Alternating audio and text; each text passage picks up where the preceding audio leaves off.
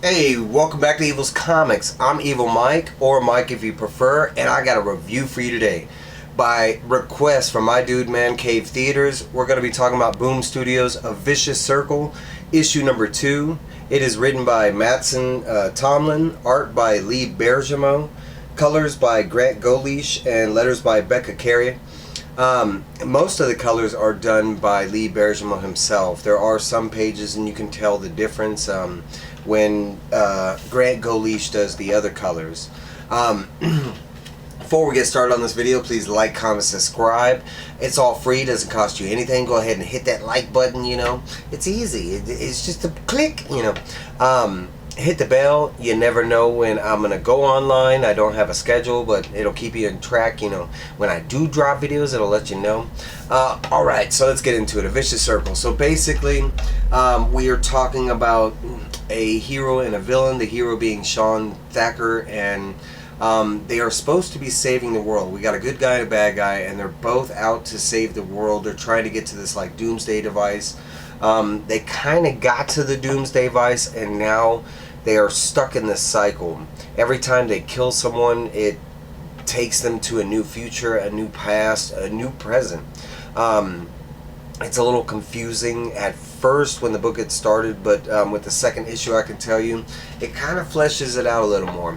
So let's get into it, right? But that's pretty much the gist of it. We got Sean, and he had this like bad guy, you know, hidden in a basement, and he was living out his life. Eventually that guy got out, ended up killing his family, and at the end, like, they end up like, I think, killing each other, and they got transported to a different future, or in this case the past. So we're starting out with Sean, and we saw this at the end of the last issue, but basically he went back to prehistoric times. At this moment he's still looking for the we're gonna call him the villain, because I don't remember if we had a name on the guy. We don't get a name on him during this issue, I can say that.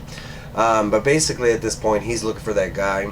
He's in Jurassic Park times, basically, and he's being hunted by the villain and other creatures at this time. Right now this is the main predator, like a big T-Rex looking dinosaur that's after him, and he does this little like kind of you know, trap snare thing to get his attention, but it was only like a ruse to get him to like follow him off this cliff, which he like jumps and grabs a rope, and ends up, the dinosaur goes after him and ends up killing the dinosaur. He kind of states, that's one predator out of the way, kind of thing. They kind of touch base with, because I've mentioned this before, every time he kills somebody. Now the book makes it, you know, pretty present that it's not everything he kills. He can kill mosquitoes, bugs, you know, rats, fish, stuff he needs to eat, and that doesn't teleport him. But the second he kills a man, or maybe a creature of significance to a historical point, maybe. But the book does let you know that every time that you know, he does kill a man, he gets teleported somewhere else. Eventually, as he's kind of, because most of this is all narration at this point, he's kind of like talking to himself in his head. But as he's chilling in a cave, you know, thinking of his family that he lost, trying to get back to him, and they kind of show you, he ends up getting like, you know, a visitor in the middle of the night by some giant prehistoric looking rats. And at first he's got the upper hand on them, but they're just overwhelming numbers. End up not only like, you know, actually hurting him, but he ends up like falling down a cliff that's near the cave that he was staying at, and this is pretty much the end of his life. He mentions like infection, but not only that, but he's bleeding from his head. He doesn't know why, but like at the very end, he kind of like he's kind of like dozing in and out of consciousness, really, because he's bleeding to death. And at that moment, boom, it, just like I mentioned, he gets teleported to another time. This is one of those pages where the color, you can tell it's done by a different person, has a different aesthetic to the art. But basically, in this point, he's teleported to the future, and we find out that he's like in league with some kind of like government association, but he calls it the High Council or something like that. But basically, it's like the same thing over again. They mention this doomsday device that they want him to, you know, go track down and retrieve because they want to use it. Like I said, it is a futuristic part of the story. It's got this whole, like, drone looking, glider suit kind of thing. But at this point, basically, he is an instrument that this High Council is using. There's a couple phrases that they mention in the first book, the Kang incident, and in this one specifically, unmooring. I'm not really familiar with both outside of Kang being a Marvel time travel villain, but they use it as far as like what they're going through right now is a Kang sequence or something like that.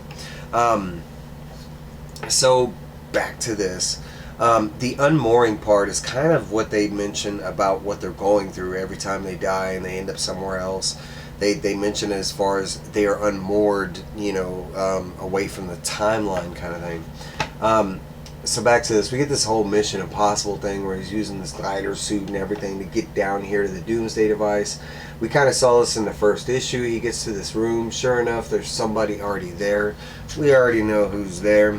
But this time he looks a little different. He's got his own drone looking, futuristic suit going. But we do get him out of the mask with this little fight, and we do see it's the same dude. I will say in this occasion he looks a little bit younger from what I remember. But during this whole altercation, the villain ends up hitting the button, and all of a sudden a light explosion goes off. The next thing they show is both the guys killing each other, and we know what happens, right? They get teleported to another time. This time it happens to be a medieval time. We don't know exactly where in medieval history or whatever. They do mention a name. I think it is Lanark.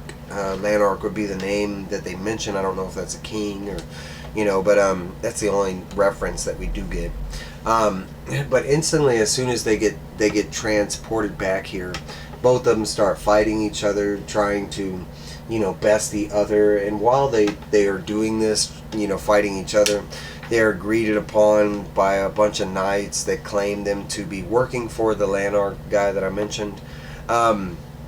It's kind of where this unmoored part comes into play, because he keeps mentioning this. You've been unmoored from the, we've unmoored ourselves, from the time stream kind of thing.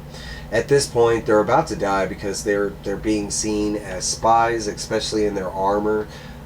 It does look like armor from that time to the people that are there, but at the same time, they know it's not their armor kind of thing, so they're just associating them with the bad guys. And they're like, screw it, we're just going to kill these guys because they're spies. The villain, before he gets killed, he screams out for a trial by combat, which the guys that are about to kill him agrees to. They call this big guy named Augustus. This guy's like, oh yeah, come on, Mr. Champ, and as he's picking up a gun, and as soon as the guy, gets a little closer, he gets shot in the face, and we know what happens. Guess what? They are teleported to another time. This time being somewhere, in the past, or actually in this part being farther in the future, because what they're going through is actually World War II and the Holocaust, and specifically they're in Germany. It doesn't state where, but we will see in a second that it's somewhere crucial to the war. But as soon as they get here, everybody's after our dude Sean, because he's a black dude in, during the Holocaust and World War II. So of course, the Germans are after him. He ends up running into this house, trying to find safety, and he comes, at this point he's trying to find somebody to kill, because he knows he didn't want to be stuck in this era of time. But he does find a house that has a couple and a child that are, fearing for their life, trying to find, keep out of the whole mess that's going on. I do speak a little German, but my German reading is really rusty, but I was able to translate most of this because it's not translated and it is in German. But basically all that's said is, when they come in, hey, don't hurt us, you can take whatever you want. They do notice, the woman actually notices that he's hurt. He kind of states, and maybe he already knows German, but he seems to know what they're saying because he answers right away, I'm not here to hurt you. I just need somewhere to chill.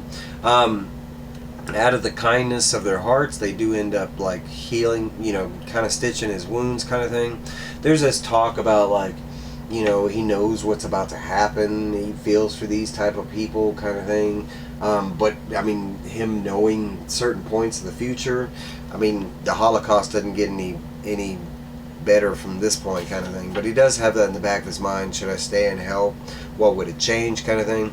He does do this thing where he ends up, some Nazis come to the house and they're looking for, anybody, bad guys, that kind of thing. And he ends up taking out a whole bunch of people. I want to say it's like 5 guys or whatever. During this conversation, he does mention that his training, like his combat skills and stuff like that, was meant only for kill movements. So he's not really used to like taking people down without killing them. But at this point, he doesn't want to kill anybody. He kind of wants to save the family, get out of the house, and then kill somebody to get out of this timeline. As soon as he does get out of the house, like I mentioned, we will see that that it's somewhere close to the main campaign of Mr. Hitler here, because Hitler is shown forefront passing through this town, and sure enough, as soon as he runs out of the house, he runs into Hitler just strolling down the street. But Hitler doesn't get too far, because the bad guy jumps out of nowhere and just shoots him in the head. And guess what? They're teleported to another time. This time it looks like just a bayou or whatever. And sure enough, as soon as they get here, an alligator tries to go after the bad guy. The bad guy gets he has to take care of the bad guy, and as that happens, Sean finds his moment. He ends up running up and kicking the crap out of the bad guy. In the scene, there's only one panel that doesn't make any sense. This is what the bad guy's seeing. It's not explained why he's seeing that. But during this situation, our dude Sean does kind of incapacitate the bad guy. It almost looked like he was going to kill him, but he doesn't. He ends up, walking through the swamp or whatever, and he ends up finding this like, shack in the middle of the swamp or whatever, and he ends up tying him up and leaving him there for now, still unconscious, kind of thing. Sean does a little like, walking around trying to figure out where he is, when he is. We do find out that he is in 1950, and at this point, I will, the book kind of is coming full circle, because if you notice from the first issue, that's where we met the bad guy. He was tied up in like at the bottom of a basement, kind of thing. But sure enough, he starts looking around. He starts noticing people. Everybody's kind of nice. But we get to about right here, and I noticed that, I'm pretty sure he noticed, but the world has changed. He does pick up a paper. He's trying to figure out something. But he goes to this bartender and asks him a specific question. Hey, do you know about this guy named Adolf Hitler? Sure enough, the guy does not know Adolf Hitler. So with the bad guy killing Hitler, it looks like he did change, the times, or the future, present, blah, blah, blah. But if you notice on these pages, there's no white folks in these, at least in this town. Whatever they did, averted World War II. It looks like it changed the rest of the world, for the ages to come. And in this town, it looks like a normal thing, that it's filled with nothing but black people, and everybody's nice, that kind of thing. At this point, we get the notion that, where our main dude Sean, and he's contemplating, man, it looks like we changed things for a good.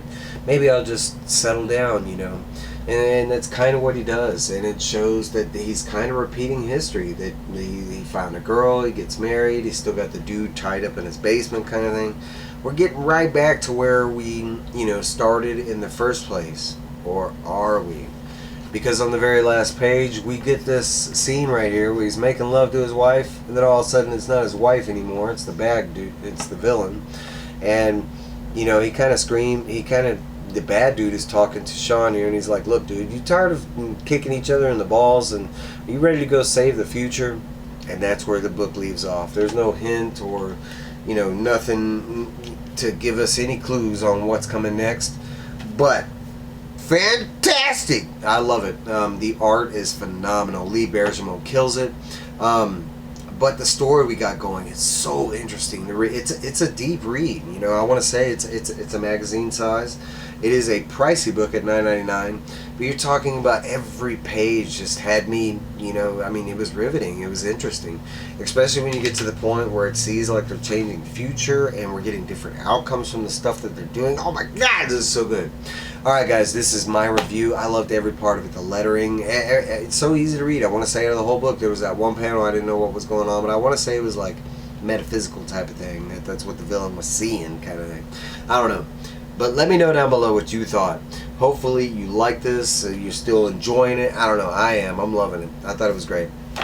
But like I said, let me know what you're thinking. Please like, comment, subscribe. You know, all that good stuff. That's the end of my review. I'll let y'all go.